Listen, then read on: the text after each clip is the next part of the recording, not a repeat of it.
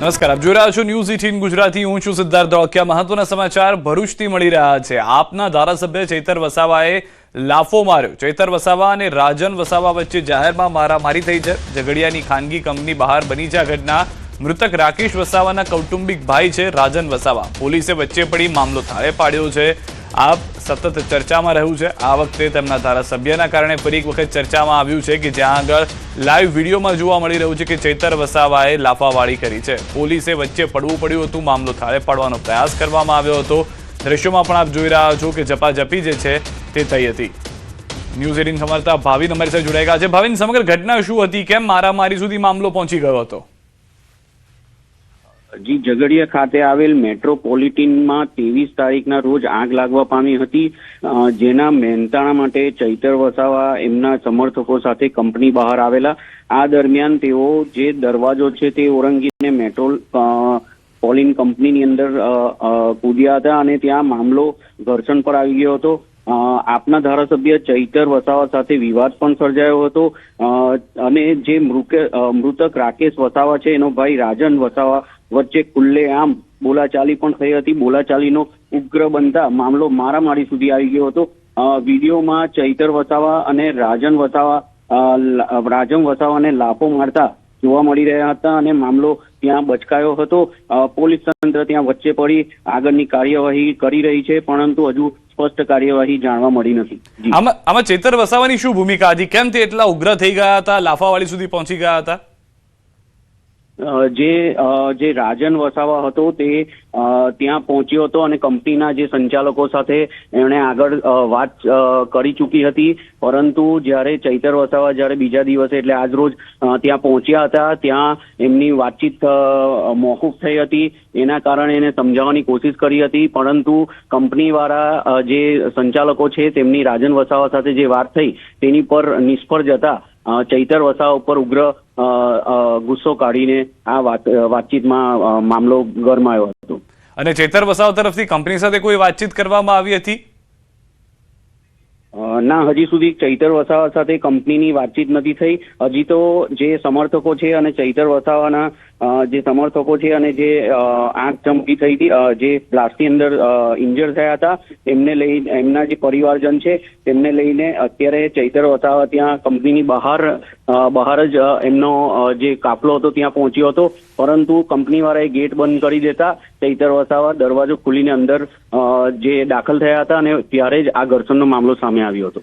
તો ચૈતર વસાવા આમ દ્રશ્યોમાં જે રીતે જોવા મળી રહ્યા છે કે ઉગ્ર છે, પહેલેથી વિડીયોની અંદર જોઈ રહ્યા છે તે પ્રમાણે, તો એ રાજેશ વસાવા પર ગુસ્સે થયા હતા તેનું કારણ, અથવા તો જે લાફો માર્યો તેનું કારણ રાજેશ વસાવાનું વર્તન હતું કે અન્ય કોઈ? રાજન વસાવા સાથે જે કંપનીનો જે મામલો હતો તે સેટલમેન્ટ ઓલરેડી થઈ ચૂક્યો હતો, પરંતુ જ્યારે ચૈતર વસાવાનો જ્યાં કાફલો આવ્યો ત્યાં સુધી જે કંપનીના જે 15 બીજા જે દાઝેલા કર્મચારીઓ હતા એની સાથે સેટલમેન્ટ હજુ થયું નહોતું. એટલા માટે ચૈતર વસાવા ત્યાં આવ્યા હતા અને જે રાજન વસાવાના જે ભાઈ છે એ ભાઈની જે સેટલમેન્ટ થયું હતું એના પર હજુ પડદો છે અને આ જ બોલાચાલીના લીધે જે દૂરથી કોઈક સિક્યોરિટી કે કોઈક અન્ય જે માણસ છે તેણે વિડીયો ઉતારેલો હતો અને આ વિડીયો વાયરલ થયો હતો. જી ભાવિન, અહીંયા આગળ પરિસ્થિતિ જે રીતે આપની પાસે આવીશું, પરત આપ જોડાયેલા રહેશો તો આ દ્રશ્યોમાં પણ જોવા મળી રહ્યું છે તે પ્રમાણે ચૈતર વસાવા જે છે તે લાફો મારે છે, ત્યારબાદ મામલો વધુ બીચકે છે અને એક ખાનગી કંપનીમાં જે આગની ઘટના થઈ હતી તેને લઈને પરિસ્થિતિ હતી. અહીંયા ચૈતર વસાવા આવીને જાણી લોકોને ઉશ્કેરે છે, પ્લસ એવી ડિમાન્ડ કરે છે કે ભાઈ મેનેજરને બહાર કાઢો. પણ ભાઈ આ ખાલી પૈસા માટે આવ્યો છે, આ આપણા સમાજ માટે નથી આવ્યો. હું મારી વાત કરું, હું ભાજપમાં નથી કે નથી કોંગ્રેસનો, હું મારા પરિવારની રીતે આવ્યો છું, મારી દીદીને લઈને. મને કોઈ અટકાવ્યો, મને કોઈ પોલીસવાળાએ દબાણ કર્યું નથી ને મને કોઈ માનસિક રીતે મેં હેરેસમેન્ટ કર્યું નથી. સ્વતંત્ર રીતે એ આપું છું સ્ટેટમેન્ટ મારું.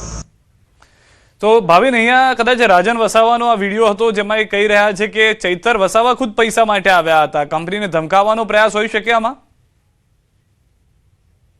જે આગળ પણ ચૈતર વસાવા જે એમના સમાજ છે એમના જે કર્મચારીઓ છે એમની સાથે કંઈક પણ આવી રીતે દુર્ઘટના બની છે ત્યારે ત્યાં પહોંચ્યા હતા અને કંપનીની સાથે વાતચીત કરીને એમને સારું કમ્પન્સેશન આપવાની જે વાતચીત છે તે કરી રહ્યા હતા, પરંતુ આની અંદર કમ્પન્સેશનની વાત જે રાજન વસાવા છે એના ભાઈને ત્યાં મૃતક હતો એમના ભાઈની સાથે વાત થઈ ગઈ હતી અને તે પછી ચૈતર વસાવા આજરોજ આવ્યા હતા. એ બંનેની વચ્ચે કંપનીની અંદર સેટલમેન્ટ થયું તેની જાણકારી ચૈતર વસાવાને નથી અને ચૈતર વસાવા જ્યારે દરવાજો ઓળંગીને ગયા ત્યારે એમની સાથે આ ઘર્ષણ સર્જાયું હતું. જી, તો અહીંયા આગળ તો બીજી દ્રષ્ટિએ જોઈએ તો એ પરિસ્થિતિ હતી કે ચૈતર વસાવાને ક્રેડિટ જોઈતી હતી, કદાચ એ ન મળી, એના કારણે તેઓ આક્રોશમાં આવી ગયા. તારી જાતે જે રીતે કઈ રીતે સેટિંગ કરી લીધું?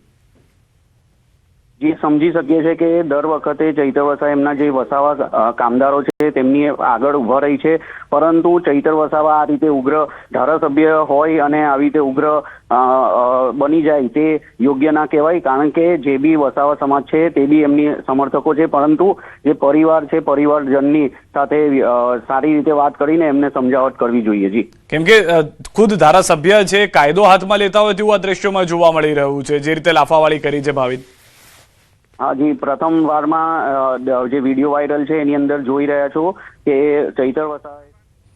જી, આભાર ભાવિન સમગ્ર માહિતી બદલ.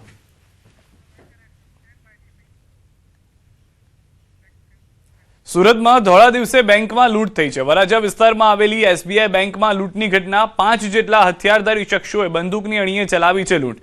સીસીટીવીમાં કેદ થઈ ગયું છે સમગ્ર ઘટના. 5 જેટલા લૂંટારુઓ બંદૂક સાથે બેંકમાં ઘૂસ્યા હતા. લૂંટારુઓ અંદાજે 50 લાખ રૂપિયાની લૂંટ ચલાવી અને ફરાર થઈ ગયા છે. બપોરના સમયે બેંકમાં લૂંટ ચલાવી હતી. બેંકમાં ગ્રાહક હાજર ન હતા, ફક્ત કર્મચારીઓ જ હાજર હતા. પોલીસે 7 અલગ અલગ ટીમ બનાવી લૂંટારુઓની શોધખોળ શરૂ કરી છે. સીસીટીવી ફૂટેજના આધારે તપાસ પણ હાથ ધરવામાં આવી છે. તો ધોળા દિવસે આ તો ચોરીની ઘટના જે છે તે જોવા મળી રહી છે. આમ તો ધાડ પાડી છે તેવું કહો તો પણ ખોટું નથી, કારણ કે લૂંટની જે રકમ છે તે પણ 50 લાખ રૂપિયાની છે. प्राथमिक जानकारी ऐसी है कि अराउंड 50 लाख जैसा जो अमाउंट है कैश उसको लूटा गया है, जो कैशियर के पास था और यहाँ पे जो CMS की गाड़ी जो कैश डिपॉजिट की गाड़ी आई उसमें से जो उनके पास बॉक्स था उसमें से और कैशियर के टेबल से 50 लाख जैसा अमाउंट लूटा गया है. एग्जैक्ट अमाउंट अभी हम वेरीफाई कर रहे हैं. टोटल जो आरोपी थे इसमें 5 आरोपी अभी दिख रहे हैं और भी आरोपी होने की संभावना है. વધુ માહિતી ન્યૂઝ 18 સંવાદદાતા કીર્તેશ પાસેથી મેળવીશું. કીર્તેશ, સુરતના કયા વિસ્તારની આ ઘટના છે અને જે જાણકારી મળી રહી છે તે પ્રમાણે 50 લાખ રૂપિયાની રકમ છે, 7 જેટલા લોકો પણ હતા? બિલકુલ, સુરતના વરાછા વિસ્તારની ઘટના છે જ્યાં SBI બેંકમાં લૂંટનો મામલો સામે આવ્યો છે. સમગ્ર ઘટનાના સીસીટીવી આવ્યા છે. કહી શકાય કે બેંકમાં જયારે કર્મચારીઓ હતા ત્યારે બાઇક પર સવાર થઈ કેટલાક 11 લૂંટારુઓ આવ્યા હતા, બેંકની અંદર ગયા હતા, તેમની પાસે ઘાતક હથિયાર હતા અને બેંકમાંથી 50 લાખ રૂપિયાની લૂંટ કરી ફરાર થઈ ગયાની ઘટના સામે આવી છે. જોકે ઘટનાની જાણકારી મળતા પોલીસનો મોટો કાફલો ઘટના સ્થળે દોડી ગયો છે. ખાસ કરી લોકલ પોલીસ સાથે અલગ અલગ બ્રાન્ચોના અધિકારીઓ પહોંચ્યા છે. અલગ અલગ ટીમો બનાવી સીસીટીવીના આધારે આરોપીઓની શોધખોળ શરૂ કરવામાં આવી છે. કીર્તેશ, જે 7 લોકો હતા તેઓએ રેકી કરી હોવાનું પણ જાણવા મળી રહ્યું છે, કારણ કે પોલીસે કહ્યું કે જે કેશ વેન એવી હતી તેની રાહ જોવામાં આવી, તેમાંથી પણ પૈસા લઈ ગયા. બેંકમાં કોઈ કસ્ટમર ન હતા, એ સમયનો પણ તેઓએ લાભ લીધો છે. બિલકુલ, વરાછા વિસ્તારની આ જગ્યા છે કે જ્યાં મેટ્રો ટ્રેનનું કામ ચાલી રહ્યું છે અને એ જગ્યા ઉપર પહેલા માળે બેંક આવી છે. એટલે કે 2 થી 3 વાગ્યા બાદ અહીંયા કસ્ટમરો ઓછા થઈ જાય છે. બેંકમાં પૈસા લેવા માટે વેન આવતી હોવાની વિગતો જે રીતે આરોપીઓ સુધી પહોંચી છે, એટલે ચોક્કસપણે 7 જેટલા આરોપીઓ છે અને તેમને રેકી કરી હોય તેવું સ્પષ્ટપણે દેખાઈ રહ્યું છે. જેના આધારે પોલીસે અલગ અલગ ટીમો બનાવી બેંકની બંને દિશામાં અલગ અલગ ટીમો દ્વારા સીસીટીવી ચેક કરવામાં આવી રહ્યા છે. પંકજ, કીર્તેશ, સુરતની અંદર વારંવાર લૂંટ થતી હોય છે, ધાડ થતી હોય છે, ચોરી થતી હોય છે, પરંતુ લાંબા સમય બાદ એવું સાંભળવામાં આવ્યું કે બેંકને લૂંટવામાં આવી છે. 50 લાખ રૂપિયા લઈને ફરાર થઈ ગયા છે. કાયદા વ્યવસ્થાને લઈને પણ સવાલ છે અહીંયા. બિલકુલ, લાંબા સમય બાદ સુરતમાં આ પ્રકારની ઘટના બની છે. પંકજ, સૌથી મહત્વની વાત છે કે જે વિસ્તાર છે એ વિસ્તાર આમ તો ભરચક હોય છે, પણ બપોર બાદ આ વિસ્તારમાં જે ગરમીનો પારો ઉપર જતા લોકોનો અવર જવર ઓછી થતી હોય. પહેલા માળે બેંક હોવાથી બેંકમાં કસ્ટમરોની સંખ્યા ઓછી છે, જેને લઈને લૂંટારુઓએ લાંબા સમય સુધી રેકી કર્યા બાદ આ પ્રકારની ઘટના બની છે. જોકે પોલીસની કામગીરી પર ચોક્કસ લૂંટને લઈને સવાલ ઉભા થયા છે, પણ લાંબા સમય બાદ લૂંટ છે એટલે કે કાયદો અને તેની વ્યવસ્થા સુરતમાં એટલી બી ખરાબ નથી કે આ પ્રકારની ઘટનાઓ સતત બનતી હોય. કહી શકાય કે છેલ્લા 6-8 મહિનામાં લાંબા સમય બાદ આવી એક લૂંટની ઘટના પોલીસ સામે આવી છે. કીર્તેશ, કઈ રીતની આગળની કાર્યવાહી જોવા મળશે? ટીમ બનાવી પોલીસની અલગ અલગ તેવી પણ જાણકારી છે? બિલકુલ 7 કરતા વધુ ટીમો બનાવી છે. ટીમો દ્વારા સમગ્ર વિસ્તારમાં અલગ અલગ દિશાઓમાં સીસીટીવી કેમેરા ચેક કરવામાં આવી રહ્યા છે કે આરોપી કઈ દિશામાંથી આવ્યા હતા અને કઈ દિશામાં ભાગ્યા હતા. જો કે ક્રાઇમ બ્રાન્ચની આખી ટીમ આ લૂંટને ડિટેક્ટ કરવા લાગી છે. કહી શકાય ગણતરીના દિવસોમાં સમગ્ર લૂંટનો પર્દાફાશ સુરત પોલીસ કરશે તો નવાઈની વાત નથી. અને જે તે દ્રશ્યોમાં જોવા મળી રહ્યું છે, આરોપીઓ તો બેખોફ થઈને ફરી રહ્યા છે. ના કોઈ બુકાની બાંધેલી છે, ના કોઈ મોઢા પર રૂમાલ જોવા મળી રહ્યો છે. તો ઓળખ કરવી પણ કદાચ આસાન થઈ શકે. બિલકુલ પંકજ, તમામ પાસાઓ જોતા અને ખાસ પ્રકારે જે જગ્યા પર બેંક છે, લૂંટારૂ માટે સૌથી મહત્વની વસ્તુ હતી બેંક પહેલા માળે છે અને લોકોની અવરજવર ઓછી છે એટલે લૂંટ કરવામાં સરળતા રહી. બાકી વરાછા વિસ્તારમાં કદાચ જો લૂંટ કરવા કોઈ વ્યક્તિ આવે તો એ એટલો ભરચક વિસ્તાર છે કે બહાર નીકળતા લોકો તેને પકડી પાડતા હોય છે. જો કે આરોપીઓએ મોઢે માસ્ક નથી પહેર્યા અને જે પ્રકારે સીસીટીવીમાં કેદ થયા છે, મેં એટલે જ કીધું કે ગણતરીના દિવસોમાં આખી લૂંટ સુરત પોલીસ ડિટેક્ટ કરી નાખશે. ભૌગોલિક દ્રષ્ટિએ પણ કીર્તેશ, જે રીતના દ્રશ્યો છે, જે રીતના આપે પણ જણાવ્યું કે મેટ્રોનું કામ ચાલતું હતું, તો તેનો પણ શું ફાયદો લેવામાં આવ્યો છે કે બપોરની ગરમી તો હતી, માણસો તો ઓછા, પરંતુ આસપાસથી પોલીસને આવતા પણ પહોંચતામાં સમય લાગી જાય તે રીતનું આખું આયોજન હતું? નહીં, જે પ્રકારે મેટ્રોની કામગીરી છે, બપોરનો તાપનો સમય છે એટલે લોકો ઘરની બહાર નીકળવાનું ટાળે છે અને બેંક પહેલા માળે હોવાને લઈને આરોપીઓને સમય મળી ગયો છે. જોકે જે જગ્યા પર લૂંટ થઈ ત્યાંથી માત્ર 1 કિલોમીટર દૂર જ પોલીસ સ્ટેશન આવેલું છે એટલે પોલીસને આવતા વાર નથી લાગી. પણ કહી શકાય કે જે જગ્યા છે અને જે પ્રકારની ભૌગોલિક પરિસ્થિતિ છે તેને લઈને ચોક્કસ લૂંટારૂઓને ફાયદો થયો છે. આભાર કીર્તેશ સમગ્ર માહિતી બદલ. વડોદરામાં મંદિરની દેરી તોડી પાડતા સ્થાનિકો વિફર્યા હતા. પ્રિયા સિનેમા 4 રસ્તા પાસે મંદિર પર કર્યું છે તંત્રનું બુલડોઝરના તોડકામના દ્રશ્યો આપ જોઈ રહ્યા છો. મંદિરની ડેરી તોડી પાડતા માઈ ભક્તો રીતસરના રડ્યા હતા. ભક્તોએ કોર્પોરેશનની દબાણ શાખાની ગાડીનો ઘેરાવ કર્યો હતો. ભક્તોએ કહ્યું કે અમને કોઈ પણ નોટિસ આપ્યા વગર ડેરી તોડી પાડી છે. અમારી લાગણી દુભાઈ છે. 80 વર્ષ જૂની માતાજીની ડેરી હતી.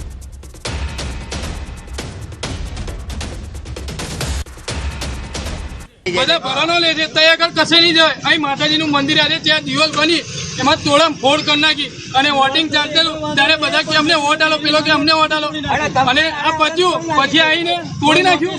અહીં માતાજીને ફોટો બી ના રહેવા દીધો, બધું તોડી નાખ્યું. બનાસકાંઠાથી સમાચાર. થલવાડા ગામે એક વ્યક્તિની હત્યા નજીવી બાબતે પાઇપો વડે હુમલો કરી હત્યા કરવામાં આવી. મોટી સંખ્યામાં સમાજના લોકો એકઠા થયા. મૃતદેહ સ્વીકારવાનો પરિવારજનોનો ઇનકાર.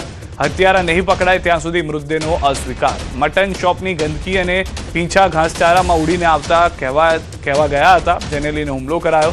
3 લોકોએ પાઇપો વડે હુમલો કરતા ગંભીર ઇજાઓ પહોંચતા મોત થયું. એ લોકોની જ્યાં સુધી ધરપકડ નહીં થાય ત્યાં સુધી અમે વડગામ સિવિલમાં બોટ આ મૈયત સ્વીકારીશું નહીં. અને આ લોકો ખૂબ જ ગુનાહિત ઇતિહાસ ધરાવે છે અને ખૂબ માથાભારે તત્વો છે અને લોખંડની પાઇપો વડે માથામાં ગંભીર ઇજાઓ પહોંચાડી હત્યા કરવામાં આવી છે. સાબરકાંઠાથી સમાચાર. ખેડબ્રહ્માના સંગ્રામપુરમાં 3ની હત્યાનો મામલો. ખેડબ્રહ્મા પોલીસ મથકે 2 અલગ અલગ ફરિયાદ નોંધાઈ. પતિએ પત્ની પર આડા સંબંધનો વહેમ રાખી કુવાડીના ઘા ઝીક્યા હતા. પત્ની ગંભીર રીતે ઘાયલ થતા સારવાર હેઠળ. 2 વર્ષના પુત્રની પણ કુવાડીના ઘા ઝીકી હત્યા કરી. પત્ની અને પુત્ર પર કુવાડીના ઘા ઝીકતા હત્યારાની માતા વચ્ચે પડતા તેની હત્યા કરી. માતાને પણ કુવાડીના ઘા ઝીકતા મોત નીપજ્યું હતું. આ જોયું હત્યારાના ભાઈ અને કાકીએ હત્યારા શ્રવણ પર બોથડ પદાર્થો વડે હુમલો કર્યો હતો. હત્યારાનું મોત નીપજતા પોલીસે ભાઈ અને કાકી વિરુદ્ધ હત્યાનો ગુનો નોંધ્યો છે. ઘટનામાં 2 વર્ષના પુત્ર, માતા અને હત્યારાનું મોત નીપજ્યું છે. પત્ની ગંભીર. ખેડબ્રહ્મા પોલીસે ઘટના અંગે ગુનો નોંધી તપાસ હાથ ધરી છે.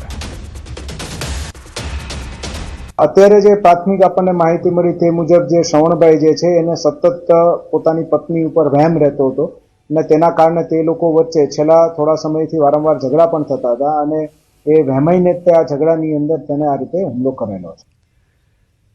કચ્છની આડેસર ચેકપોસ્ટ ખાતે પેટ્રોલિંગ દરમિયાન પોલીસે મળેલી બાતમીના આધારે 2 ટ્રકમાંથી ઘાસચારો અને પાણી વગર ત્રાસદાયક રીતે ભરેલા અબોલ જીવ ઘેંટા બકરાને ગેરકાયદેસર કતલખાને લઈ જવાતા અટકાવ્યા હતા. જેમાં રહીમ શાહ ફકીર, શૈલેષભાઈ રાવળ અને સુમરાભાઈ મદારી સહિતના ઇસમો ધરપકડ કરવામાં આવી છે. પોલીસે કુલ 43,34,000નો મુદ્દામાલ કબજે કર્યો. અન્ય 9 ફરાર આરોપીઓની શોધખોળ કરવાની કાર્યવાહી શરૂ છે, જ્યારે બચાવાયેલા પશુઓને જીવદયા મંડળ રાપર ખાતે મોકલવામાં આવ્યા છે. દ્રશ્યોમાં પણ જોવા મળી રહ્યું છે કે કઈ રીતે કતલખાને લઈ જવાનો આખો પ્લાન હતો કે જે પોલીસે નિષ્ફળ કરી દીધો છે. હજી પણ કેટલાક લોકો જે આ સમગ્ર ઘટનાક્રમની અંદર સામેલ છે તેઓ ફરાર છે, જેઓને પકડવા માટે પણ પોલીસ તરફથી પ્રયાસો શરૂ કરી દેવામાં આવ્યા છે. ગેરકાયદેસર કતલખાને લઈ જવાતા અટકાવતા આ સમગ્ર ઘટનાને લઈને જાણ થઈ હતી. જામનગરમાં પોલીસને હથિયાર દેખાડનારને કાયદાનું ભાન કરાવાયું છે. દિગ્જામ પાસે પોલીસને તીક્ષ્ણ હથિયાર દેખાડનાર આરોપીનું રિકન્સ્ટ્રક્શન. 2 પોલીસ વેનમાં સુરક્ષાકર્મીને ધાર્યું દેખાડી ધમકાવતો લુખ્ખો વિડીયોમાં જોવા મળ્યો હતો. વાયરલ વિડીયો બાદ પોલીસે બંનેને ઝડપી કરી હતી કાર્યવાહી. હાથ જોડી હથિયાર દેખાડનાર અને તેની સાથેના શખ્સે પોપટ બની માફી માંગી. તો દ્રશ્યોમાં પણ જોવા મળી રહ્યું છે કે પહેલા એક PCR વાન હતી કે જે ત્યાંથી નીકળતી હોય છે, તેને ભગાડવામાં આવે છે. તેમાં જે પોલીસ હતી તેને ધાર્યું દેખાડી અને ડરાવવામાં આવે છે. ત્યારબાદ તે વ્યક્તિનો વિડીયો વાયરલ થાય છે. પોલીસને પણ શરમ આવે છે કે આ તો આપણી નાક નીચે આ થઈ ગયું છે. જે પોલીસ કર્મચારીઓ હતા તેના પર શું એક્શન લેવાયું તો ખ્યાલ નથી આવ્યો, પરંતુ ત્યારબાદ પોલીસે આ જે હથિયાર દેખાડતા હતા તે વ્યક્તિ અને તેની સાથે જે અન્ય એક વ્યક્તિ હતો તેને લઈને સરઘસ કાઢ્યું હતું.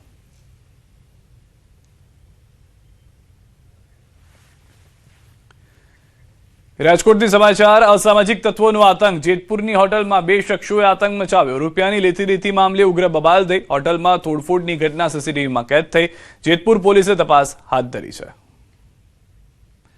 તો રૂપિયાની લેતી દેતી મામલે પહેલા બબાલ બની થઈ હતી, ત્યારબાદ મારામારી સુધી વાત આવી ગઈ હતી. હોટલની અંદર તોડફોડ કરવામાં આવી હતી, જે ઘટના પણ CCTVમાં જોવા મળી રહી છે. જેતપુર પોલીસે હાલમાં સમગ્ર ઘટનાને લઈને તપાસ શરૂ કરી દીધી છે.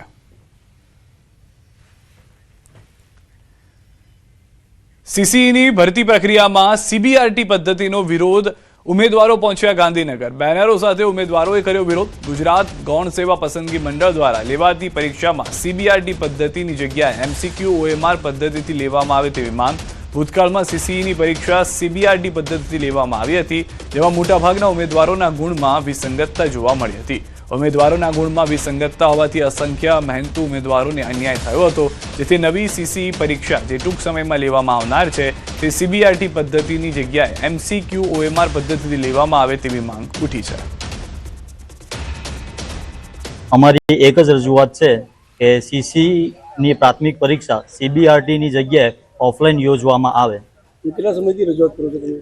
અમે 2 મહિનાથી રજૂઆત કરી રહ્યા છીએ, પણ અમારું કોઈ સાંભળવા તૈયાર નથી. અમે ગૌણ સેવામાં રજૂઆત કરી તો એ લોકો એમને GADમાં જવાનું કીધું. GADમાં અમે ગયા તો ત્યાં આગળથી કોઈ સરખો રિસ્પોન્સ મળ્યો નથી. અમારી ખાલી સરકારને એટલી માંગણી છે કે અમે લોકો ગયા ફર્સ્ટ CBRT પદ્ધતિથી જ્યારે CC લેવાય ત્યારે લોકોને બહુ ઓછા માર્ક્સ, અમુકને વધી ગયા, અમુકને ઓછા આવ્યા. લોકોને 40 માર્ક્સ વધી ગયા છે અને અમુકને 10 માર્ક્સ મળેલા છે. તો અમુક વિદ્યાર્થીઓનો એટલો પ્રોબ્લેમ થયો છે કે પોતાના ભાવિ ભવિષ્ય માટે એ લોકો બિચારા પાછળ રહી જતા હોય છે. અમારી ખાલી સરકારને એટલી જ માંગણી છે કે CBRT પદ્ધતિ બંધ કરો અને અમારી ઓફલાઈન એક્ઝામ લેવાય. એટલા માટે અમે અહીંયા માંગણી કરવા માટે આવ્યા છીએ. સુરેન્દ્રનગરમાં 26 એપ્રિલના રોજ યોજાયેલ સ્થાનિક સ્વરાજની ચૂંટણીમાં મોટાભાગે શાંતિપૂર્ણ રીતે મતદાન પૂર્ણ થયું હતું, પરંતુ ચુડા તાલુકાના જેપર ગામે આવેલા મતદાન કેન્દ્રમાં EVMમાં ટેકનિકલ ખામી સર્જાતા પરિસ્થિતિ બદલાઈ. EVMમાં ખામીના કારણે બપોર બાદ મતદાન પ્રક્રિયા રોકવી પડી હતી અને તંત્ર દ્વારા ચૂંટણી આયોગ પાસે પુનઃ મતદાન માટે મંજૂરી માંગવામાં આવી હતી. મંજૂરી મળ્યા બાદ આજે વહેલી સવારે 7 વાગ્યાથી ફરી મતદાન શરૂ કરવામાં આવ્યું છે. ગ્રામજનોએ ઉત્સાહપૂર્વક ફરી મતદાનમાં ભાગ લીધો. આજ રોજ ત્યાં રીપોલ એટલે કે પુનઃ મતદાનની કામગીરી ચાલુ છે અને સવારે 11 વાગ્યા સુધી 35% જેટલું મતદાન થઈ ગયું છે. સુરેન્દ્રનગર જિલ્લામાં સ્થાનિક સ્વરાજની ચૂંટણી આમ તો શાંતિપૂર્ણ રીતે સંપન્ન થઈ ગઈ હતી, પરંતુ ચુડા તાલુકાના જેપર ગામે ગઈકાલે યોજાયેલ જિલ્લા પંચાયત અને તાલુકા પંચાયતની બેઠક માટે EVMમાં ટેકનિકલ ખામી સર્જાતા મતદાન પ્રક્રિયા છે એ ખોરંભે ચડી હતી. ત્યારે તંત્ર દ્વારા રાજ્ય ચૂંટણી આયોગ પાસે ફરીવાર મતદાન માટેની મંજૂરી માંગવામાં આવી હતી, જેને તંત્ર દ્વારા આખરે મંજૂરીની મોહર આપવામાં આવી હતી, જેને લઈને આજે ફરી એકવાર જે જેપર ગામે છે ત્યાં મતદાન પ્રક્રિયા શરૂ કરવામાં આવી છે. ચુડા જિલ્લા પંચાયત અને તાલુકા પંચાયત જે છે એની ચુડા 1ની બેઠક માટે આ જેપર ગામમાં આજે વહેલી સવારથી મતદાન પ્રક્રિયા શરૂ થઈ છે.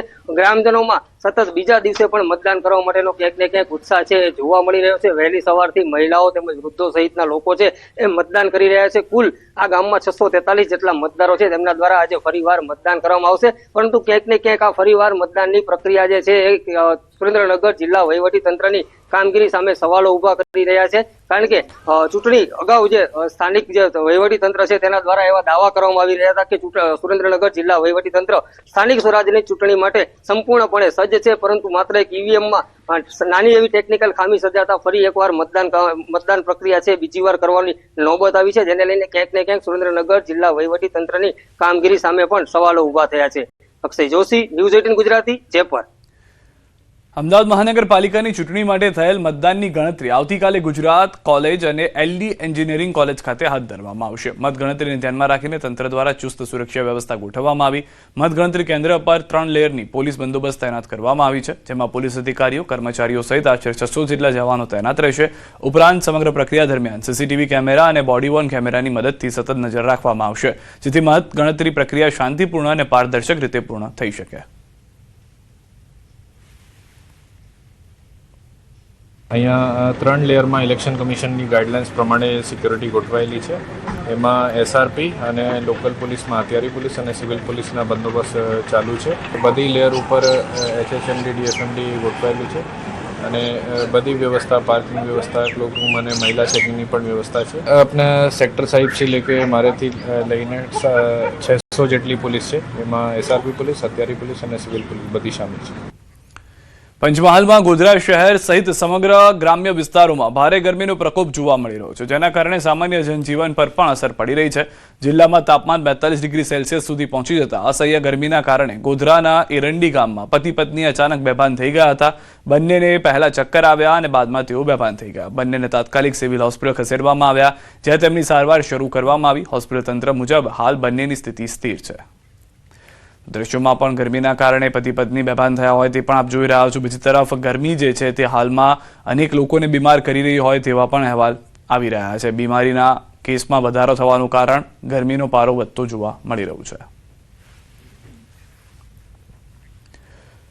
ઊંઝામાં મા ઉમિયાની લાંબી ભવ્યાથી ભવ્ય નગરયાત્રા નીકળશે. 1 મેના રોજ માતાજીની પરંપરાગત નગરયાત્રા અત્યંત દબદબાભેર અને ભવ્યાથી ભવ્ય રીતે નીકળશે. 8 કિલોમીટર લાંબા રૂટ પર યોજાનારી આ ઐતિહાસિક નગરયાત્રાની તૈયારીઓને આખરી ઓપ આપી દેવામાં આવ્યો છે. નગરયાત્રાનું પ્રસ્થાન સવારે 8 વાગ્યાથી થશે. આ પ્રસંગે ઊંઝા સંસ્થાના પ્રમુખ બાબુભાઈ પટેલ સહિત અન્ય હોદ્દેદારો અને અગ્રણીઓ ઉપસ્થિત રહેશે. આ વર્ષની નગરયાત્રામાં હાથી, ઘોડા, વિવિધ પ્રકારની બગીઓ અને આરોગ્ય તેમજ જનહિતાયના સંદેશ આપતા ટેબ્લો આકર્ષણનું કેન્દ્ર બનશે. અંદાજે 165 જેટલી વિવિધ આકર્ષક ઝાંખીઓ સાથેની આ યાત્રા લગભગ 4 કિલોમીટર લાંબી હશે. મા ઉમિયા પોતે સુશોભિત દિવ્ય રથમાં બિરાજમાન થઈ ભક્તોને દર્શન આપવા નગરચર્યા નીકળશે.